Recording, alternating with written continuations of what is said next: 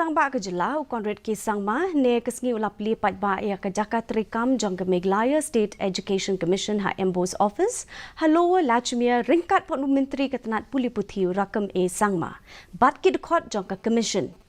ketenat puli puthi ka Meghalaya kalai kendo shibun ki jing e hakini kisnem ki belalet kumta ke sarkar ka kermen scam ba ke Meghalaya State Education Commission ka bakin thop ya katu kat ningut ki riu shampang bakin sai ha ke jela kini trei lang khanang banla banweng ya ki jing e ha ka liang ka puli puthi ka commission ka penlong ru ke jing lang beningkong ban ai jing sai halor ka jing long jing man ka puli puthi pat man wanra ya ka jing yo i jing ai jong ka sarkar.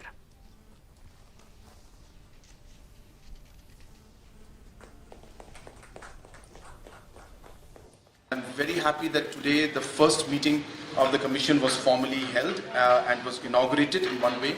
And just after the inaugural meeting, they will be sitting for the first official meeting. And I'm sure that with the kind of leadership that is there in the Commission, the kind of members that are there who have got huge experience and knowledge about the education sector, I'm sure that we'll be able to come out with positive suggestions, and hopefully we'll be able to see, as I said, a transition into a much more healthier and stronger education sector in our state.